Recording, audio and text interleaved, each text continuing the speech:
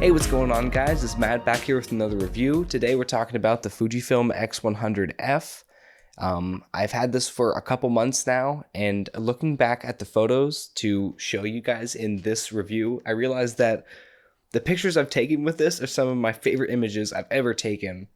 And I think that says a lot about this camera. I think it's a take everywhere camera, but we'll get into all that. As with all my reviews, we're going to start with talking about the physical aspects of the camera. So it's the X100 series. It's well established as arguably the most sexy camera ever made, the most beautiful camera out there. If you look at like the Apple camera emoji, it's literally an X100 series camera. I think this X100F is the perfect balance of simplicity without being too simple. I think in the recent years with Fuji getting rid of the D-pad and all that stuff, maybe they're just going a step too far for simplicity. I've seen a lot of people complain about this, and I've also seen people say that they're fine with it. It's not that big of a deal.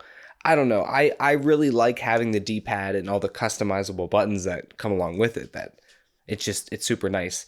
But this is the only X100 series camera where it has a joystick and a D-pad, because the X100T, the one before this, only had a D-pad, and the X100V, which is the newest X100 series camera, only has a joystick and no D-pad, as a lot of the newest generation X-Trans 4 cameras. So I really like that this has both of those, so I can control the camera in either way and have the extra custom buttons. It's also super compact. I have a lens hood that looks pretty good on it, and it's good for blocking out flares, which just does flare a little bit.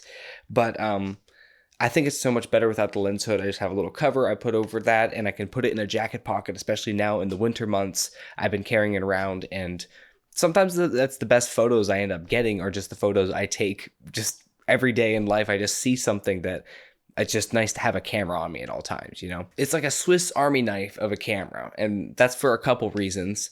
The leaf shutter paired with the internal flash, or just any flash you can use with it.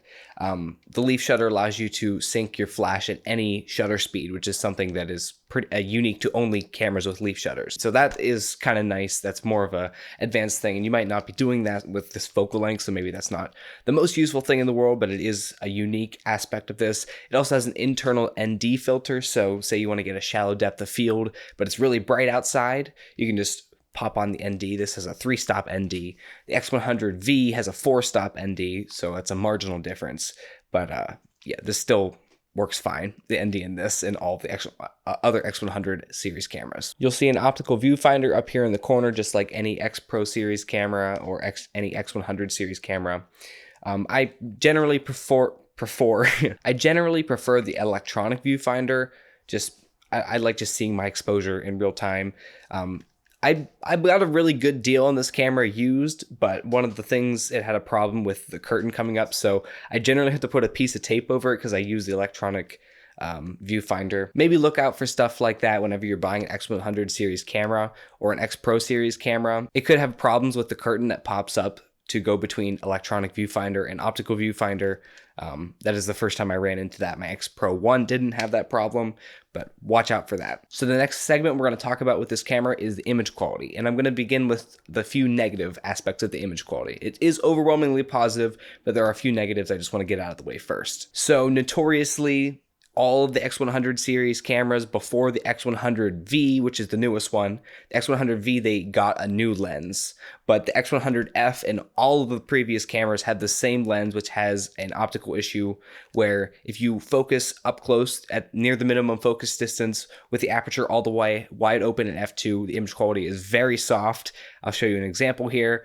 That is unusable image quality in most cases, unless you really want your image to look like that. I don't think a lot of people really do. Fortunately, it looks a lot better as you stop down the aperture, and generally when you're focusing up close on something, you want to stop down the aperture so more of it's in focus, because just a sliver of it can be in focus when you're up that close and have a wide aperture like f2. So I actually have a segment I want to show you here that is up close image quality on this camera as you stop down the aperture.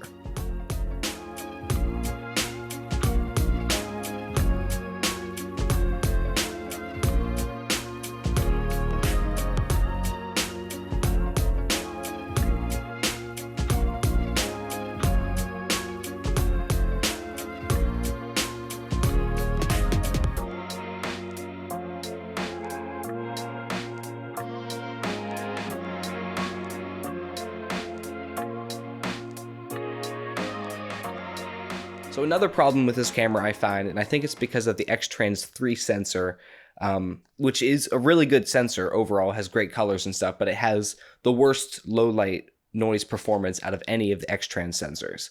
It's not super, super bad, but out of all the X-Trans sensors, of which I have tried all of them, I've had an X Pro 1 and XM1 for the X-Trans 1 sensor, XT10, and I now have an XE2 for the X-Trans 2 sensor. I've had this for the X-Trans 3 sensor, and I have two XT3s that have the X-Trans 4 sensor. And so I have experience with all the sensors. I've used all those cameras extensively, and I can definitively say that the X-Trans 3 sensor does have the worst low light noise performance. But fortunately, in good light, this has very pleasing image quality and colors, especially, like I said, in good light. Another thing about this lens, it does have beautiful bokeh.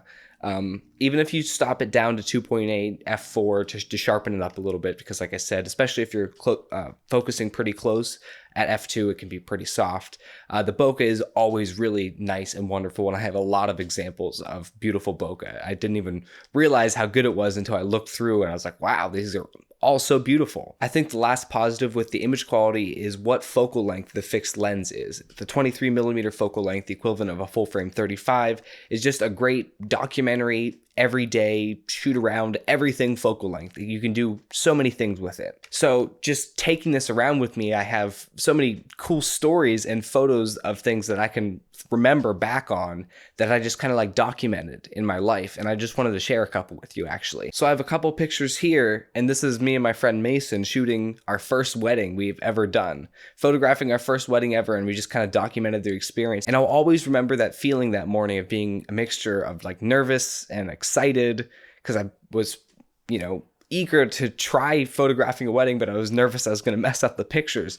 And I remember it worked out really well, and it was a great day, and it was cool that I documented that. Also, my photography teacher took a picture of me whenever I showed my landscape prints in my class, and it was just a cool thing. I was really proud of my prints, and it was cool that I got to document and see myself in that moment.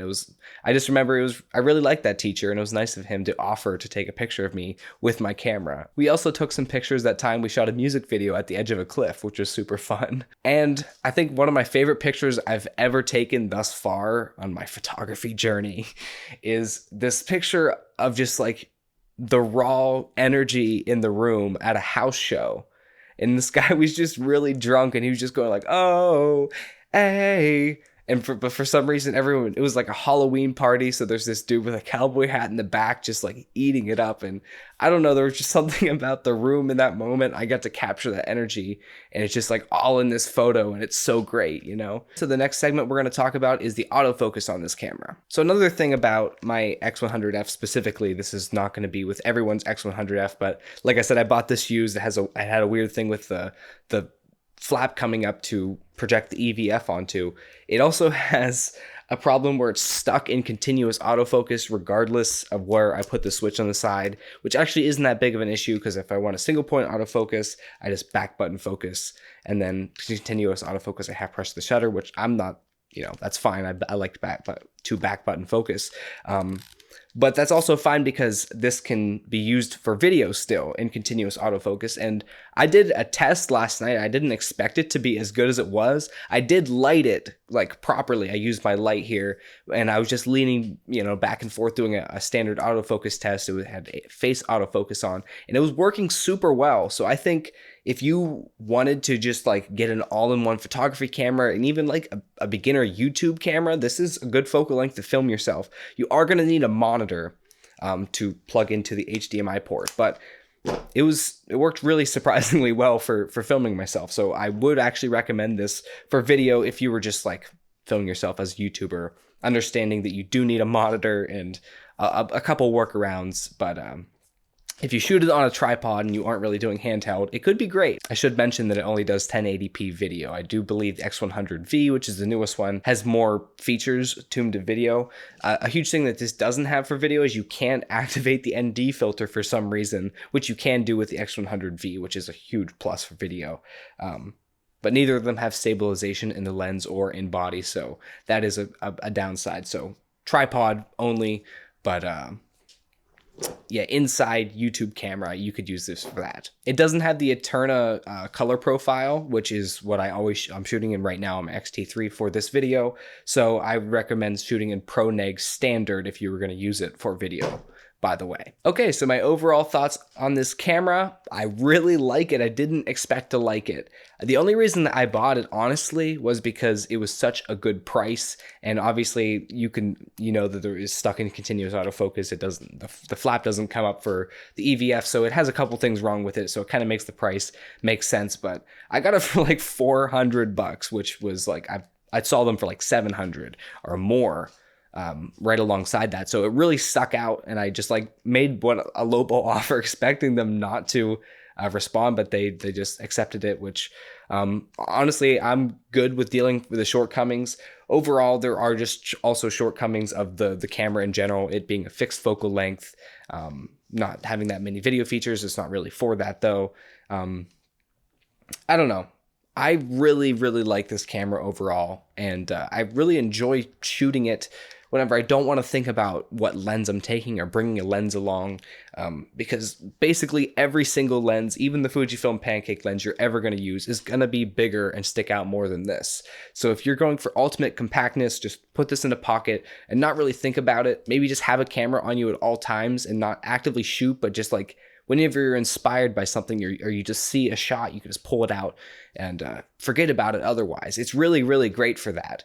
And I think it is maybe a better alternative. It depends on your use case than the X100V. If you definitely know you want to get an X100 series camera, you got to think about like why you want the X100V specifically. Is it just because it's the newest one, or does it have a specific feature do you want? Do you need a 4-stop ND filter versus a 3-stop? Or maybe you always plan to shoot up close at f2. That would be a huge reason to get the X100V because of the new lens. So there are things to consider, but I think overall this is a much better value, or even an older X100 series camera. The X100T, that would have the X-Trans 2 sensor, which I think is overall my favorite X-Trans sensor. So just take, pick your poison and think about, do you really need an X100V, or do you just want an X100 series camera in general?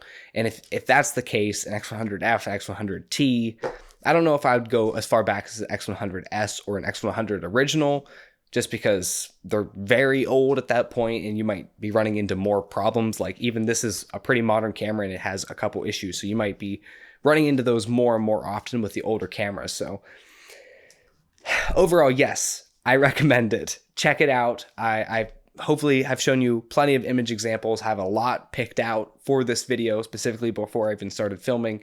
And I'm going to try to stop rambling here. I hope you enjoyed this video. I hope you, if you're thinking about getting an X100 series camera, really think about why you want it or why you need it. If it's the only camera you're going to do and you just don't want to hassle with lenses, there's definitely a use case for it. But think about maybe not getting the X100V unless you have the money, go for it then. But all right, thank you guys for watching. Leave a like, leave a comment down below. What do you want to see next? I have 3 7 Artisans lenses on the way coming to review, so I'm going to start maybe talking about some landscape photography stuff to break up the channel and maybe not always talk about, reviewing lenses and cameras. So anyway, I'm going to stop talking, stop rambling now. I hope you enjoyed, and I'll see you in the next one, guys. Bye. This looks good. This looks really good. How are the internal speakers? Actually, oh my god, I would totally film with this. I've never even considered it. That's crazy.